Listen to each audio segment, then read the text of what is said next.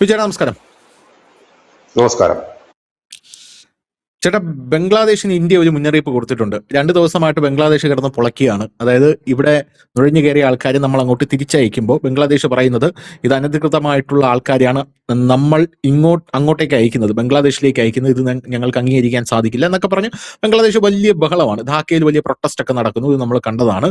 അപ്പൊ അതിനിടയിൽ ഈ ബംഗ്ലാദേശിന്റെ പ്രധാനപ്പെട്ട വിഷയം എന്ന് പറയുന്നത്, നമ്മൾ ഈ നോർത്ത് 24 പർഗാനാസിൽ നമ്മൾ ഒരു ഓയിൽ ഫീൽഡ് ഉണ്ടല്ലോ, അത് നമ്മളിപ്പോൾ ഖനനം ചെയ്യാനായിട്ട് പോവുകയാണ്, അല്ലെങ്കിൽ അത് ഓയിൽ കുഴിച്ചെടുക്കാനുള്ള ശ്രമങ്ങൾ നമ്മൾ നടത്തിക്കൊണ്ടിരിക്കുകയാണ്. അത് തുടർന്നു. ഇപ്പം സുവേന്ദു അധികാരി വന്ന ശേഷം അത് വലിയ സ്പീഡിൽ ആ കാര്യങ്ങൾ മുന്നോട്ടേക്ക് പോവുകയാണ്. അപ്പോൾ അത് മമതാ ബാനർജി കുറെ നാളായിട്ട് ഇങ്ങനെ തടഞ്ഞു വെച്ചിരുന്ന ഒരു സാധനമായിരുന്നു. അപ്പൊ നമുക്ക് ഈ ഒരു സാഹചര്യത്തിൽ ഈ ഒരു ഓയിൽ എക്സ്പെഡിഷൻ എത്രത്തോളം വലുതാണെന്ന് നമുക്ക് എല്ലാവർക്കും അറിയാം. അപ്പൊ അതൊക്കെ നമ്മളിങ്ങനെ വലിയ രീതിയിൽ കുഴിച്ചെടുക്കാനായിട്ട് തുടങ്ങുമ്പോൾ ബംഗ്ലാദേശിന്റെ അസ്വസ്ഥത കൂടുന്നു എന്നുള്ളതാണ് വേറൊരു കാര്യം. ഒരു സ്ഥലത്ത് നിക്കോബാർ പ്രോജക്ട്സ് വലിയ രീതിയിൽ നമ്മൾ മുന്നോട്ട് കൊണ്ടുപോവുകയാണ്.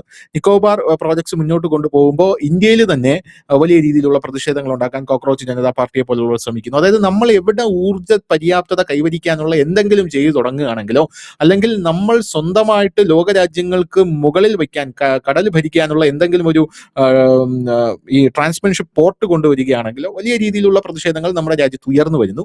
അതിനെ ഈ സ്വാഭാവികമായിട്ടുള്ള പ്രതിഷേധത്തിന്റെ നിറം കൊടുക്കുന്നു. അങ്ങനെയൊക്കെ ചെയ്യുന്നു. അപ്പൊ ഇന്നലെ ഞാൻ മനോരമയിൽ ഒരു റിപ്പോർട്ട് കണ്ടപ്പോൾ ഞാൻ ഞെട്ടിപ്പോയി. മനോരമയിലെ പ്രീമിയത്തിലാണ് ആ റിപ്പോർട്ട് കിടക്കുന്നത്. സ്വാഭാവികമായിട്ട് ബിജു ചേട്ടൻ അത് ഫോളോ ചെയ്യുന്നതുകൊണ്ട് വായിച്ചു കാണും. അതായത് അതിനകത്ത് അവർ പറയുന്നത്, അവിടെ നരേന്ദ്രമോദി സർക്കാർ നടത്താൻ പോകുന്നത് ആഡംബര ചൂതാട്ട കേന്ദ്രമാണ്. നരേന്ദ്രമോദി സർക്കാർ അവിടെ കൊണ്ടുവരാൻ പോകുന്നത് ആൻഡമാൻ നിക്കോബാറിലെ കാടുകൾ നശിപ്പിച്ച് കൊണ്ടുവരാൻ പോകുന്നത്.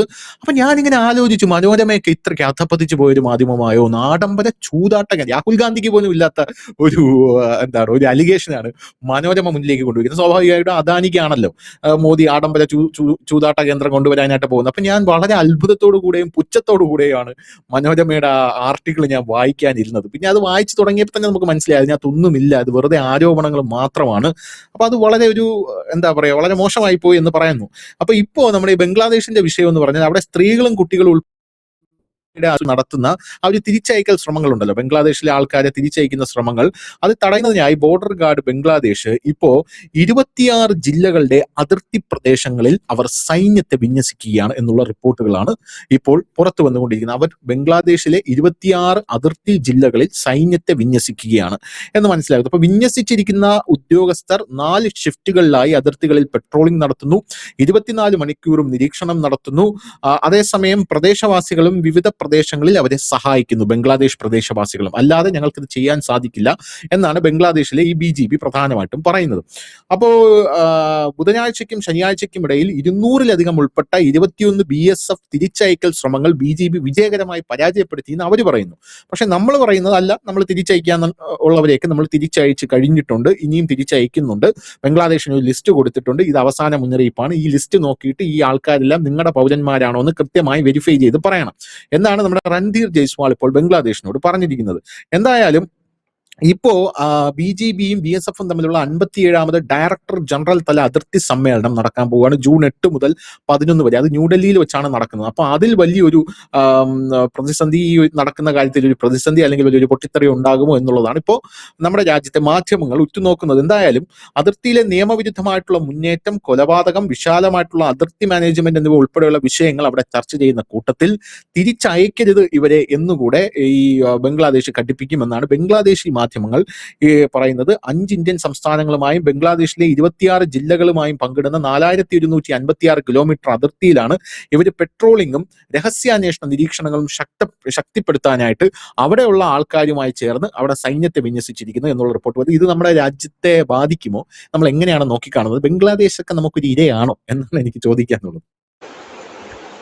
അല്ല, ഇത് അങ്ങനെ നമുക്ക് നിസ്സാരമായിട്ട് കാണാൻ കഴിയില്ല. ഇത് വലിയ വിഷയം തന്നെയാണ്. കാരണം 1-2 ആൾക്കാരല്ല, ഒരു ലക്ഷക്കണക്കിന് പേരാണ് ഇതിനകത്ത്. ഇപ്പൊ ബംഗ്ലാദേശിനെ ചൊടിപ്പിച്ചിരിക്കുന്ന കാര്യം എന്ന് വെച്ചാൽ, ഇപ്പൊ നമ്മൾ ഈ വേലികെട്ടൽ ആരംഭിച്ചപ്പോൾ തന്നെ വലിയൊരു രീതിയിലുള്ള ആളുകൾ പലായനം ചെയ്യാൻ തുടങ്ങിയിട്ടുണ്ട് ബംഗ്ലാദേശിലേക്ക്. ഇതിപ്പോ ആദ്യമായിട്ടല്ല ബംഗ്ലാദേശ് ഇഷ്യൂ ഉണ്ടാക്കുന്നത്. മുമ്പ് ആസാമിൽ നിന്ന് ഹിമന്ത് ബിശ്വ ശർമ്മ ഇതുപോലെ തന്നെ ഇല്ലീഗലായിട്ടുള്ളവരെ പുറത്താക്കാൻ തുടങ്ങി കഴിഞ്ഞപ്പോൾ നമ്മൾ ലിസ്റ്റ് കൊടുത്തു. നമ്മൾ ലിസ്റ്റ് കൊടുക്കുമ്പോൾ സാധാരണഗതിയിൽ ബംഗ്ലാദേശ് ചെയ്യുന്നത് ഇതിന് കാലതാമസം വരുത്തുകയാണ്. എന്നിട്ട് അവർ അന്ന് പറഞ്ഞ വിചിത്രമായ ഒരു ന്യായമായിരുന്നു. അന്ന് പറഞ്ഞ് ഇവരുടെ റെക്കോർഡ്സ് ഒന്നും ഇവിടെ ഇല്ല, അതായത് ഈ ആളുകളുടെ റെക്കോർഡ്സ് ഇല്ല. ഒരുപക്ഷെ അവർ ഇവിടുത്തുകാരായിരിക്കാം, പക്ഷെ റെക്കോർഡ്സ് ഒന്നും ഞങ്ങളിൽ ഇല്ല, അതുകൊണ്ട് പരിശോധിക്കാൻ ഞങ്ങൾ കൂടുതൽ ടൈം വേണം, ഇവിടുന്ന് അതൊക്കെ നഷ്ടപ്പെട്ടു പോയിരിക്കുന്നു, പഴയകാല റെക്കോർഡ്സ് ആണ്, അതൊക്കെ വലിയ പാടാണ് എന്ന് പറഞ്ഞുകൊണ്ട്. പക്ഷെ ഹിമന്ത ബിശ്വ ശർമ്മ അല്പം മിടുക്കനായ ഒരു മുഖ്യമന്ത്രി ആയതുകൊണ്ട് തന്നെ ഇവരെ പുകച്ച് പുറത്തു ചാടിക്കാനുള്ള തന്ത്രങ്ങൾ അദ്ദേഹത്തിന് അറിയാമായിരുന്നു. അതായത് ഈ SIR ഒക്കെ വരുന്നതിന് മുമ്പ് തന്നെ പുള്ളി പണി നടത്തിയിരുന്നു, NCR ഒക്കെ അവിടെ ഏകദേശം ഒക്കെ നടപ്പാക്കിയിരുന്നു. അങ്ങനെ ഇവിടെ പേരും കാര്യങ്ങളൊക്കെ വെട്ടി, റേഷനും ഇല്ലാതായി, പിന്നെ ഹോസ്പിറ്റൽ ഫെസിലിറ്റി ഇല്ലാതെ ഇവരെ അവിടുത്തെ ഒരു രണ്ടാം കട പൗരന്മാരല്ല, അവിടെ വലിഞ്ഞു കയറി വന്നവരാണ് എന്നുള്ള കാര്യം അവരെ കൃത്യമായി ബോധ്യപ്പെടുത്തി കഴിഞ്ഞപ്പോഴത്തേനും അവർ രാമായണം അവിടെ വിട്ടുപോയി. പിന്നെ നാട്ടുകാരൊക്കെ പതുക്കെ കൈവെക്കാൻ തുടങ്ങി ഇവന്മാരെ. അങ്ങനെ വന്നു കഴിഞ്ഞപ്പോഴത്തേനും ഇവര് നിക്കക്കള്ളി ഇല്ലാതെ ഇവിടെ വിട്ടുപോകുന്ന ഒരു സ്ഥിതി വന്നു. അങ്ങനെ ആസാം അദ്ദേഹം ക്ലിയർ ആക്കി എടുത്തു. പക്ഷെ വെസ്റ്റ് ബംഗാളിലേക്ക് വരുമ്പോൾ കുറച്ചുകൂടെ ക്രൂഷ്യലാണ്. ഇവിടെ ബംഗ്ലാദേശ് കരുതുന്ന ഒരു കാര്യമുണ്ട്, ഈ ജനം, അതായത് ഇവരെ പുറന്തള്ളാതെ ഈ ജനം ബംഗ്ലാദേശ് ഈ വെസ്റ്റ് ബംഗാളിലും മറ്റിടങ്ങളിലും പിടിച്ചു നിൽക്കുകയാണ് എങ്കിൽ ഈ ഇന്ത്യയിലെ പ്രതിപക്ഷ പാർട്ടികളും സംഘടനകളും പിന്നീട് ഇവരുടെ വിഷയം മനുഷ്യാവകാശ വിഷയമായി ഏറ്റെടുത്തുകൊണ്ട് ഒരു പക്ഷെ പ്രൊട്ടസ്റ്റ് നടത്തുമെന്ന് അവർ കരുതുന്നു. ഇല്ലെങ്കിൽ അത്തരത്തിലുള്ള ഡീലിങ്സ് നടന്നിട്ടുണ്ടാകാം, മമതയുമായിട്ടോ ഇല്ലെങ്കിൽ മറ്റുള്ള സംഘടനകളുമായിട്ടോ ഒക്കെ. മനുഷ്യാവകാശമാണല്ലോ ഇത്, ഈ പാവങ്ങളെ വിടരുത്, അവർക്ക് ജീവിക്കാൻ അനുവാദം. ഇപ്പൊ നമ്മുടെ കേരളത്തിലേക്ക് ഇരുന്ന് സുടുക്കള് പോസ്റ്റ് ഇടാറില്ലേ? ബംഗ്ലാദേശിലുള്ള മനുഷ്യരല്ലേ, മനുഷ്യപ്പറ്റ് കാണിച്ചൂടെ അവരോട്? ഇത് ഈ ഭൂമി എന്ന് പറയുന്നത് ദൈവത്തിൻ്റെതല്ലേ, എല്ലാവർക്കും ഉള്ളതല്ലേ? ഇങ്ങനെ പിന്നെ സൗദിയിലോട്ട് പോയി കുറച്ചു പേർക്ക് താമസിക്കാമല്ലോ, കുറച്ചു പേർക്ക് ഖത്തറിൽ താമസിക്കാമല്ലോ, അല്ലെ? വിരോധമല്ലോ ഉണ്ടോ? പക്ഷെ അവർ സമ്മതിക്കണ്ടേ? അവർ സമ്മതിക്കത്തില്ലല്ലോ. അതാണ് അതിന്റെ വിഷയം. അപ്പം ഇത് അവർ പ്ലാൻ ചെയ്യുന്നുണ്ട് അണിയറയില്. അതായത് ഇവിടെ ഈ ആൾക്കാർ പോകാതെ പിന്നെ പെട്ടെന്ന് തന്നെ ഇത്തരം ആളുകൾ അങ്ങോട്ടേക്ക് ചെന്ന് കഴിഞ്ഞാൽ അവർക്കത് ഉൾക്കൊള്ളുക വളരെ പ്രയാസകരമാണ്. 1-2 പേരല്ല, ഒരു 50 പേരോ 100 പേരോ ഒക്കെ വരുന്നത് പോലെയല്ല ഇത്രയും പേര് വരിക എന്ന് പറഞ്ഞാൽ അവർക്ക് മുമ്പോട്ടുള്ള കാര്യങ്ങൾക്കെല്ലാം സർക്കാരിന് വേണ്ട ഫെസിലിറ്റികളും കാര്യങ്ങളും ഒരുക്കേണ്ടതായിട്ടുണ്ട്. ഇതിനാണ് ഇപ്പോൾ അവർ തടയിടാൻ ശ്രമിച്ചുകൊണ്ടിരുന്നത്. ഇതൊരു വലിയ സംഘർഷത്തിലേക്ക് തന്നെ പോകാനാണ് സാധ്യത. ഇനി മറ്റൊരു കാര്യം കൂടിയുണ്ട്. ഈ പൗരന്മാരെ ഇപ്പോൾ സംബന്ധിച്ച് ഇപ്പൊ നമ്മൾ അവരെ തള്ളിവിടുക ഇല്ലെങ്കിൽ അവരെ പ്രഷർ ചെലുത്തി ഫോഴ്സ് ചെലുത്തി വിടേണ്ട ആവശ്യമില്ല. കാരണം ഇവരിപ്പോ കൈ കിട്ടുന്ന എടുത്തോട്ട് പോവുകയാണ് ഏതെങ്കിലുമൊക്കെ. അതാണ് ഈ ഇത്രയും അതിർത്തി ജില്ലകളിൽ അവര് ഇപ്പൊ അലർട്ട് പ്രഖ്യാപിക്കുന്ന കാര്യം. ഈ ജില്ലകളിലൂടെയൊക്കെ ഇവർ പല വഴിക്ക് നീങ്ങുകയാണ്. കാരണം ഇപ്പം എനിക്ക് ഇവിടെ നിൽക്കാൻ പറ്റത്തില്ല എങ്കിൽ ഈ രാജ്യത്ത് എനിക്ക് നിൽക്കാൻ പറ്റുന്നില്ല, കാരണം ഞാൻ ഇവിടുത്തെ പൗരനില്ലാന്ന് അവർ തിരിച്ചറിഞ്ഞ് കഴിച്ചിരിക്കുന്നു, ഏത് നിമിഷവും എനിക്ക് എന്ത് സംഭവിക്കാം എന്ന് പറയുമ്പോൾ എല്ലാവർക്കും അവരുടെ ജീവനും ജീവിതവും തന്നെയാണ് വലുത്. അപ്പൊ ഈ കിട്ടുന്ന വഴി കൂടെ നമ്മൾ രക്ഷപ്പെടാൻ ശ്രമിക്കും, അതവിടെ നടക്കുന്നുമുണ്ട്. രണ്ടാമത്തേത്, ഒഫീഷ്യലായിട്ട് പോകുന്നവരുടെ കണക്കും കാര്യങ്ങളും മാത്രമേ നമ്മൾ പറയാറുള്ളൂ, നമുക്ക് കിട്ടാറുള്ളൂ. ആ ഒഫീഷ്യലായിട്ട് പോകുന്നവരെ ഈ ഒഫീഷ്യൽ ബോർഡർ കടക്കുമ്പോൾ BSF കുറച്ചൊക്കെ കണ്ണടച്ചു കൊടുക്കുമ്പോൾ കൊള്ളാൻ പറയും. അല്ലാത്തവരെ അവർ ഒഫീഷ്യൽ അവിടെ പിടിച്ചു കഴിഞ്ഞതിന് ശേഷം ഇവരെ അവിടുത്തെ ക്യാമ്പുകളിലേക്ക് കൊണ്ടുവരും. ക്യാമ്പുകളിലേക്ക് കൊണ്ടുവന്നിട്ട് നമ്മൾ ഇവരുടെ ലിസ്റ്റ് ബംഗ്ലാദേശിന് കൈമാറും, അവരുടെ എംബസിക്ക് കൈമാറുന്നേ ഇത്ര പേരുണ്ട് ഇന്ന സ്ഥലത്ത് നിന്ന്, അവരുടെ അഡ്രസ് ഇതാണ്, നിങ്ങൾ ഇവരെ ഒന്ന് വെരിഫൈ ചെയ്താൽ നിങ്ങളുടെ ആണോ അല്ലയോ ഒന്നും വെരിഫൈ ചെയ്തേക്കാൻ പറഞ്ഞു. അല്ലെന്ന് പറയാൻ പറ്റില്ല, ആണെന്ന് പറയാനും പറ്റില്ല. ഇതാണ് ഇവിടെ നടക്കുന്ന സംഭവം. ഇനി ഇവിടെ സംഭവിക്കാൻ പോകുന്ന സംഭവം, ഇനി ഭാവിയിൽ എനിക്ക് തോന്നുന്നു ഇവർ പ്ലാൻ ചെയ്യുന്ന സാധനം, ഈ ബംഗ്ലാദേശികൾക്കെതിരെ ഇന്ത്യയിൽ ആക്രമണം നടന്നു കഴിഞ്ഞാൽ അത് മനുഷ്യാവകാശ പ്രശ്നമാണ്, മറ്റേ ചൈനയിലെ ഉയ്ഗൂറുകളെ പോലെ ഇല്ലെങ്കിലും മറ്റേ പാകിസ്ഥാനിലെ ന്യൂനപക്ഷങ്ങളെ പോലെ ഒരു വലിയ പ്രശ്നമാണെന്ന് വരുത്തി തീർക്കാനുള്ള ഇന്ത്യ പിന്നെ എന്തിനും ഏതിനും മുന്നിട്ടിറങ്ങുന്ന കുറെ മരപ്പാഴികളായ നേതാക്കളും പാർട്ടികളും ഈ രാജ്യത്തുള്ളിടത്തോളം കാലം ഈ രാജ്യത്ത് ഇങ്ങനെ തന്നെയാണ്. അതായത് ആൻഡമാൻ നിക്കോബാർ ധരിച്ചു പറഞ്ഞ വളരെ കറക്റ്റ്. നിക്കോബാറിൽ പ്രകൃതിവാതകവും എണ്ണശേഖരവും കണ്ടെത്തിയപ്പോഴത്തേന് രാഹുൽ ഗാന്ധിക്ക് തുടങ്ങി. പുള്ളി അവിടെ കുളിക്കുന്നു, നനയ്ക്കുന്നു, അവിടെ ഇടക്കിടയ്ക്ക് പോകുന്നു, പല അഭ്യാസം കാണിക്കുന്നു, മനോരമ എഴുത്തു തുടങ്ങി. മനോരമയ്ക്ക് ഇപ്പൊ ഒരു ആരും മൈൻഡ് ചെയ്യാത്തൊരു പത്രമാണ്. പിന്നെ അവർക്കൊരു ആത്മരതി എന്ന് പറയുന്ന ഒരു സാധനമുണ്ട്, അവരതിൽ എഴുതി രചിക്കുന്നു, അത് വായിച്ച് കുറെ ഊളകള് ആനന്ദം നിർവൃതി കൊള്ളുന്നു എന്നതിനകത്തപ്പുറത്ത് മനോരമയ്ക്ക് ഇപ്പൊ കേരള പൊളിറ്റിക്സിൽ പോലും ഒരു ചലനം സൃഷ്ടിക്കാൻ കഴിയാത്തൊരു മാധ്യമമാണ്. അവര് എനിക്ക് തോന്നുന്നു ചാനൽ രംഗത്ത് തന്നെ 4-മോ 5-മോ ആണ് അവരുടെ പ്ലേസ് എന്നാണ് എനിക്ക് തോന്നുന്നത്. എനിവേ അത് പോട്ടെ. ഇങ്ങനെ വരുന്നു ഇവിടെ ഇപ്പോൾ ഈ വെസ്റ്റ് ബംഗാൾ 2018 വരെ നമ്മൾ ഈ എണ്ണ അവിടുന്ന് ഖനനം ചെയ്തെടുക്കാനുള്ള എല്ലാ പണികളും പൂർത്തിയാക്കിയതാണ്. 2018 മമത വലിയൊരു ഉടക്കം അവിടെ വെക്കുന്നത്. 2011 നമ്മൾ സ്റ്റാർട്ട് ചെയ്ത് 2018 മമത ഭയങ്കര ഉടക്കം വെച്ചു, അത് ബ്ലോക്ക് ചെയ്തു. ഇപ്പോൾ അവിടുന്ന് വീണ്ടും ഖനനം തുടങ്ങുകയാണ്. ഖനനം തുടങ്ങാൻ പോകുന്നു എന്ന് പറയുമ്പോൾ അത് തീർന്നു. ഇനി അവിടെ നിന്ന് എടുക്കുകയാണ് സാധനം, ക്രൂഡ് ഓയിൽ എടുക്കുകയാണ്. അതിന്റെ അളവ് എത്രത്തോളം ഉണ്ടെന്നോ അത് എത്രത്തോളം നമുക്ക് സൂട്ടാകി ഉപയോഗിക്കാൻ പറ്റുമെന്നൊക്കെ ഉള്ളത് വരുന്നതേ ഉള്ളൂ. പക്ഷെ അത് അവിടുന്ന് എടുക്കുന്നുണ്ട്. ഈ എടുക്കുന്ന ഈ സാധനം, കാരണം ഇപ്പൊ നമുക്കൊരു വലിയ ഊർജ്ജ പ്രതിസന്ധിയാണ്. ആ പ്രതിസന്ധിയിൽ ഇത് എടുക്കുന്ന സമയത്ത് തന്നെയാണ് വീണ്ടും ഈ അതിർത്തികളിലും മറ്റുള്ളതും പ്രശ്നങ്ങൾ ഉണ്ടാക്കാൻ വേണ്ടിയിട്ടുള്ള ശ്രമങ്ങൾ മുമ്പോട്ട് വരുന്നത്.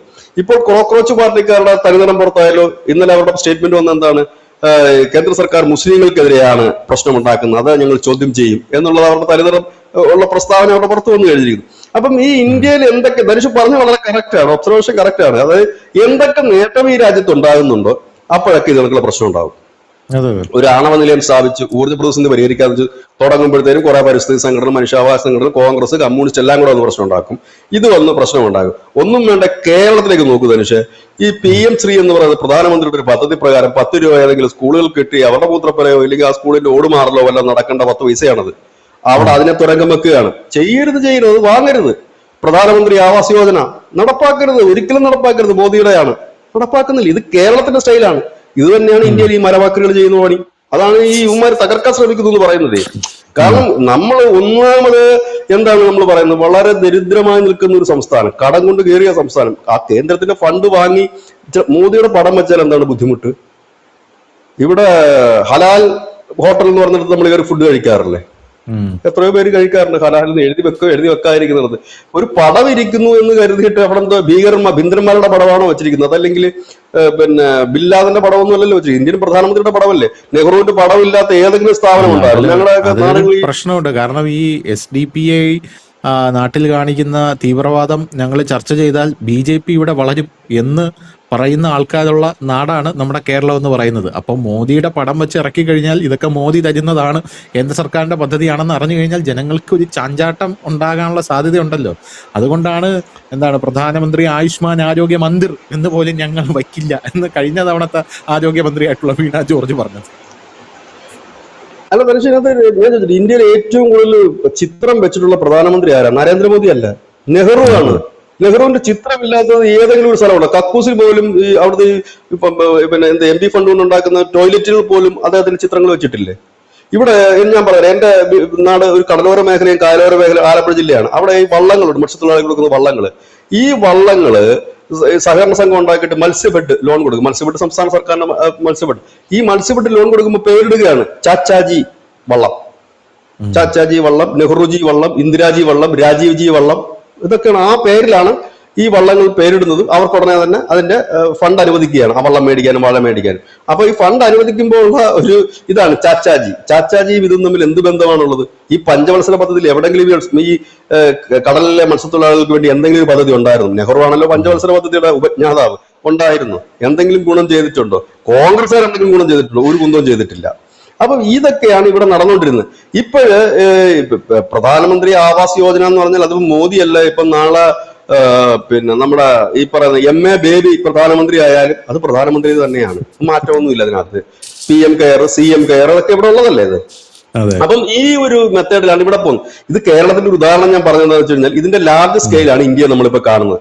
എണ്ണ ഖനനം ചെയ്യുന്നു, ഉടനെ തന്നെ രാഹുൽ ഗാന്ധി പോകുന്നു, ഇവിടുത്തെ പത്രങ്ങളെല്ലാം കൂടെ പോകുന്നു, അതിനെ പൊളിക്കുന്നു. അത് ചെയ്യരുത്, അവിടെ വലിയ പ്രശ്നമാണെന്ന് പറയുന്നു. പിന്നെ മീഡിയ ഇതിന്റെ ഇടയ്ക്ക് ഒരു വാർത്ത കൊണ്ട് വന്നു, പക്ഷെ അധികം പേര് അത് ശ്രദ്ധിച്ചില്ല, മൈൻഡ് ചെയ്തില്ല.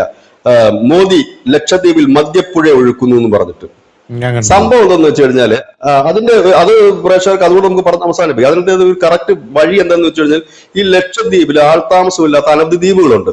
ഈ ദ്വീപുകളെ വിനോദസഞ്ചാര മേഖലകളാക്കിക്കൊണ്ട് വലിയ രീതിയിൽ ഇൻകം വരുന്നു. ഒന്ന്. രണ്ടാമത്തെ കാര്യം, ഇപ്പോൾ കൂടുതലായി കേന്ദ്ര സർക്കാർ ശ്രദ്ധ പതിപ്പിക്കുന്ന ഒരു ഭാഗമാണ് ലക്ഷദ്വീപ്.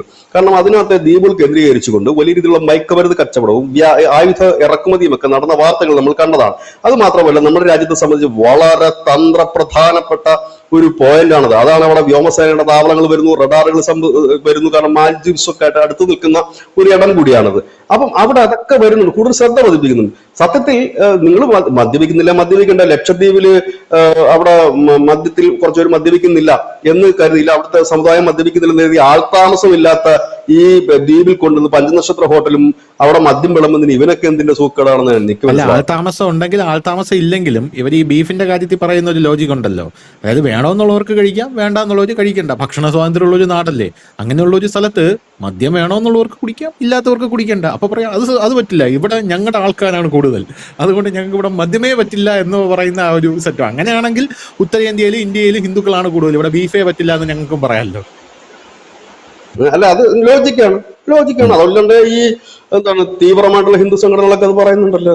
അവരതല്ലേ ഇടയ്ക്കിടയ്ക്ക് പറയാം, നീയൊക്കെ പാകിസ്ഥാനിൽ പോടാന്ന് പറഞ്ഞ് ഇതേ സെയിം മെത്തേഡ് ഡയലോഗ് തന്നെ. ഇവിടെ ലക്ഷദ്വീപിൽ ഈ കവരത്തിലൊന്നും അല്ല മനുഷ്യ ഈ ഹോട്ടൽ ഇട്ട് വെക്കുന്നത്. ഈ ആൾതാമസമില്ലാതെ ഒരുപാട് ദ്വീപുകളുണ്ട് അവിടെ. അപ്പൊ അതൊരു ടൂറിസത്തിന്റെ കേന്ദ്രമാണ്. മാൽദ്വീപ്സ് പോലെ. മാൽദ്വീപ്സ് എങ്ങനെയാണ് പൈസ ഉണ്ടാക്കുന്നത്? അവിടെ ഇതിനൊക്കെയുള്ള കൊച്ചു കൊച്ചു തുരുത്തുകളിലും ദ്വീപുകളിലും ഒക്കെ വലിയ വലിയ ഹോട്ടലുകൾ പണിത് ഹണിമൂൺ ട്രിപ്പ്, മറ്റേ ട്രിപ്പ്, മറിച്ച ട്രിപ്പ് എന്ന് പറഞ്ഞിട്ടൊരു പാക്കേജ് ഒക്കെ ഉണ്ടാക്കി വെക്കുന്നു. ഇവിടെയും ആ ഫെസിലിറ്റി. പിന്നെ ടൂറിസ്റ്റുകൾ വരണമെങ്കിൽ 2 അടിക്കാനായിട്ട് വരുന്ന ഒരുപാട് പേരുണ്ട്. അതുകൊണ്ടാണല്ലോ നമ്മുടെ സംസ്ഥാന സർക്കാരുകൾ പറയുന്നത് ടൂറിസ്റ്റ് കേന്ദ്രങ്ങളിലൊക്കെ മദ്യഷാപ്പുകൾ, ബാറുകൾ രാത്രി 12 മണി വരെ വേണം. അത് 3 മണി വരെ, എന്റെ അഭിപ്രായത്തിൽ 24 hours ആക്കണമെന്നുള്ളതാണ്. കാരണം ടൂറിസ്റ്റ് കേന്ദ്രത്തിൽ ഒരുത്തം വരുന്ന 2 അടിക്കാൻ വേണ്ടി തന്നെ വളരെ എൻജോയ് ചെയ്യാൻ വരുന്നവരുണ്ടാകാം, ഇല്ലെന്നല്ല. എൻജോയ് ചെയ്യാൻ വരുന്നവന് ചിലപ്പോൾ 2 അടിച്ചെന്നൊക്കെ ഇരിക്കും. ഇവിടെ എവിടെയാണ് കിട്ടാത്തത്? എല്ലാ ടൂറിസ്റ്റ് കേന്ദ്രങ്ങളിൽ നിന്ന്. ഇപ്പൊ ഞാനൊക്കെയാണ് റൂമൊക്കെ എവിടെയെങ്കിലും പോയി ഇങ്ങനെ ബുക്ക് ചെയ്യുകയാണെങ്കിൽ ബാർ അറ്റാച്ച്ഡ് ഹോട്ടൽ ഉണ്ടെങ്കിൽ മാത്രമേ ചെയ്യാറുള്ളൂ, അല്ലെങ്കിൽ ഞാൻ ചെയ്യാറ് പോലും ഇല്ല. കാരണം 2 അടിക്കണമെന്നുണ്ടെങ്കിൽ നമുക്ക് അതിൽ നിവൃത്തി, വളരെ ഇറങ്ങിപ്പോകാൻ നിവൃത്തിയില്ല. അപ്പൊ പിന്നെ ഞാൻ അങ്ങനെ നോക്കും, ആദ്യം ഫെസിലിറ്റി നോക്കും. ഞാൻ അത് 1000 രൂപ കൂടുതലായാലും കുഴപ്പമില്ല. അപ്പൊ അങ്ങനെ വരുന്നവരാണ്. അപ്പൊ സ്വാഭാവികമായി ലക്ഷദ്വീപിന്റെ വികസനമാണ് നടക്കുന്നത്. അവിടെ ഈ വെള്ളം അടിക്കാത്ത പോട്ടെ, അവരാരും ഇവിടെ അഴിഞ്ഞാടാൻ വരുന്നില്ല. അവിടെ അത് വരുമ്പോൾ അതിന്റെ ഒരു ഇൻകം എവിടെയാണ് വരുന്നത്? ലക്ഷദ്വീപിന്റെ ഭരണകൂടത്തിനാണ് അത് കിട്ടുന്നത്. അവിടുത്തെ ഡെവലപ്മെന്റ്സിനാണ് അത് പറ്റുന്നത്. അവിടുത്തെ ഒരുപാട് ഡെവലപ്മെന്റ്സ് വരിക. ഇത്തരം ടൂറിസ്റ്റ് കേന്ദ്രങ്ങൾ വരുമ്പോഴേക്കും അവിടെ അതിന് വേണ്ടിയിട്ടുള്ള ഫെസിലിറ്റികളും കൂടുകയാണ്, അല്ലെ? അപ്പൊ ഇതെല്ലാം അവിടത്തേക്ക് വരും. മുമ്പ് കൊച്ചിയിൽ നിന്നും മറ്റും സാധനങ്ങൾ എത്തിച്ചുകൊണ്ടിരുന്നിടത്തുനിന്ന് അത് മാറി അവരൊരു സ്വയം പര്യാപ്തതയിലേക്ക് എത്തുന്ന ഒരു വലിയ വികസനം വരും. അത് തടഞ്ഞു. പക്ഷെ മീഡിയ വൺ മാത്രമേ ആ വാർത്ത കൊണ്ടുവന്നുള്ളൂ, വേറെ ആരും അതിനെ കയറി പിടിക്കാൻ പോയൊന്നുമില്ല. കാരണം അവർക്ക് ഇപ്പൊ ആൻഡമാൻ ഉണ്ട്, ഇനിയിപ്പോ വെസ്റ്റ് ബംഗാളിൽ എണ്ണ കണ്ടെത്തി അവര് ഖനനം തുടങ്ങിയിട്ടുണ്ട്, ഖനനം തുടങ്ങാൻ പോകുന്നു. അപ്പൊ അതേ പ്രശ്നം കൊണ്ടുവരിക്കുന്നു ബംഗ്ലാദേശികൾ. ഇതാണ് ഞാൻ പറഞ്ഞത്, ഈ നാട്ടില് ഒന്നും തന്നെ ചെയ്യാൻ കഴിയാത്ത ഒരു സാഹചര്യം. അതായത് ഇപ്പൊ ഇത്രയും NGO-കളെ ബാൻ ചെയ്തതിന് ശേഷമാണിത്. ഈ NGO-കളെ ബാൻ ചെയ്തില്ലായിരുന്നെങ്കിൽ എന്തുമാത്രം പ്രശ്നങ്ങൾ ഇവിടെ ഉണ്ടാക്കിയ പരിസ്ഥിതി പ്രശ്നങ്ങൾ. ഒന്നും വേണ്ട, നമ്മളെ വിഴിഞ്ഞത്തേക്ക് നോക്കൂ. ആ പിന്നെ തുറമുഖം എന്നേ വരേണ്ടതായിരുന്നു. ആ തുറമുഖം വന്ന് ഈ അവസാന സമയത്തും അവിടെ സഭയുടെ നേതൃത്വത്തിൽ വലിയ സമരം നടന്നില്ലേ, അത് പൊളിക്കാനും തടയാനും വേണ്ടിയിട്ട്. ഇതാണ് ഈ രാജ്യത്തിന്റെ ഒരു പ്രധാന പ്രശ്നം. ഈ രാജ്യം ഒരു കാലത്തും നന്നാകരുത്, നശിച്ച് നാറാണക്കല്ല് പിടിച്ച് കിടക്കണം. ഇവിടുത്തെ ജനമെല്ലാം തെണ്ടിത്തിരിഞ്ഞ് നടക്കണം. അങ്ങനെ ഇവിടെ കലാപവും ഇതും ഉണ്ടാകണം. അതിന്റെ ഇടയിൽ കൂടെ നമുക്ക് മാക്സിമം പൈസ ഉണ്ടാക്കുക. കാരണം ഈ പ്രശ്നങ്ങൾ ഉണ്ടായിക്കൊണ്ടിരിക്കുമ്പോഴത്തേനും കൈയിട്ട് വാരുന്ന ആരും ശ്രദ്ധിക്കത്തില്ലല്ലോ, അത് ഉണ്ടാകുക. ഇതൊക്കെയാണ് ഇവിടുത്തെ കുറെ പേർ. ആ ഒരു ചിന്താഗതി മാറ്റാതെ ഈ പ്രതിപക്ഷത്തിന് ഇനി മുമ്പോട്ടൊരു ഉയർച്ച ഉണ്ടാകില്ല. അതാണ് ഇവിടെ കാണുന്നൊരു കാര്യം.